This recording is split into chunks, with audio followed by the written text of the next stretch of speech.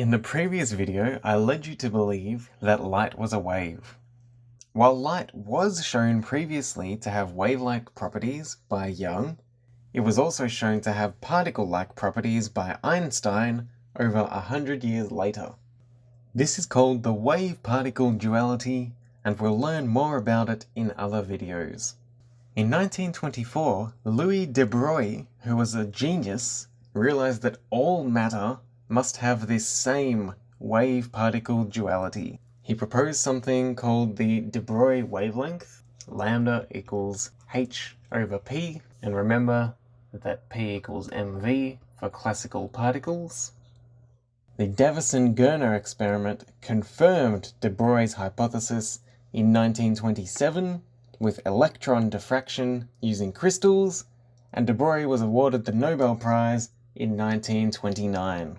I want you to keep de Broglie in the back of your mind because we will return to some more of his discoveries in other videos. For your VCE Physics, we're concerned about 3 experiments. One is Young's double-slit experiment, which we learned about in the last video. Then there are single-slit diffraction and crystal diffraction.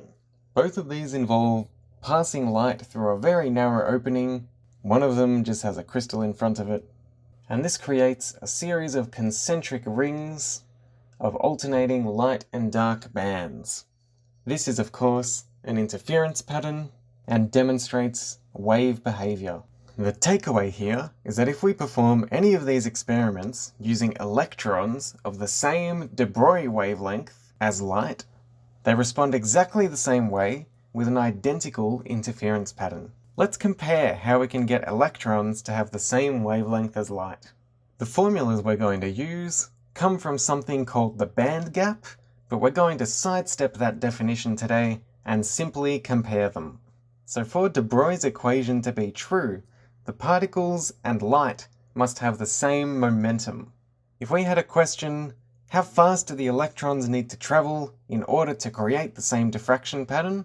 We can compare P equals E over C, which is also equal to HF over C for light, with P equals mv for matter, like electrons.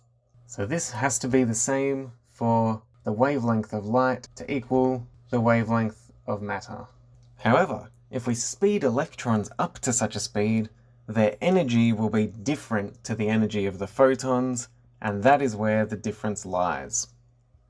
For light, we use E equals HF, and for particles, we can use our classic E equals a half mv squared, and these are not equal to one another. Let's apply some of this thinking to a past exam question.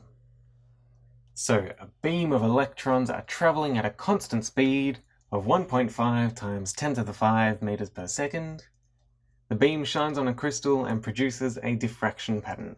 So this is a classic case of single-slit diffraction. The pattern is shown here in figure 5, a series of concentric rings, like we said before, and they give us the mass of one electron. Our first question is calculate the kinetic energy in electron volts of one of the electrons. Well, our equation E equals a half mv squared, this is in joules. That's fine, so we just need to do a conversion. Let's plug in our data that we have from the question, and to convert to electron volts, we're going to divide by 1.6 times 10 to the minus 19.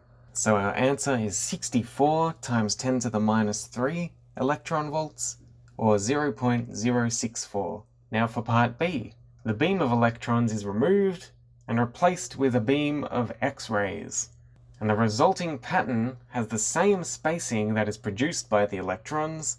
In other words, if we're looking at the same spacing, this is only possible if we have the same wavelength. And we're going to calculate the energy in electron volts of one photon.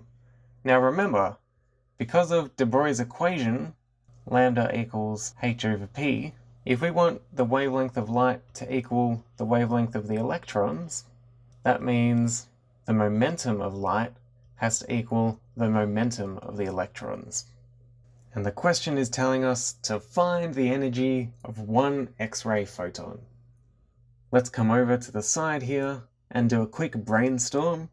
We know that for light, we can write E equals pc, or energy is momentum times the speed of light. That means that P equals E over c if we rearrange it.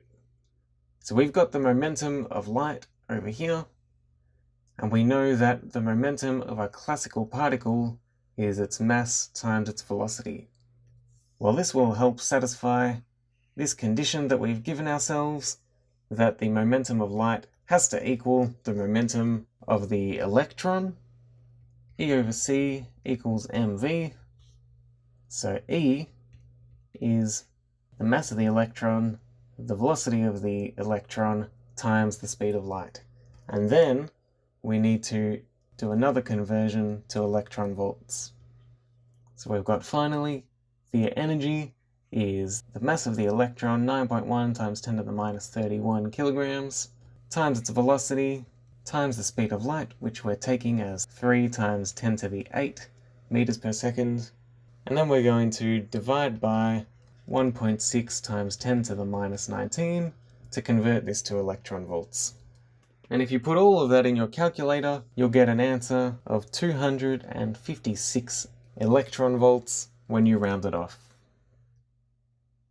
So this has just been a video explaining how matter, like electrons, can behave in the same way as light. We went through a past exam question, and it should blow your mind a little bit that electrons, which we know to be particles and little tennis balls floating around, can actually also have this same duality and be characterized by waves sometimes.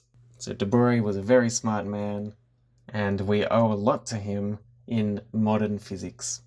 As always, thank you for watching our video, and don't forget to leave us some STEM-related questions in the comments or via email.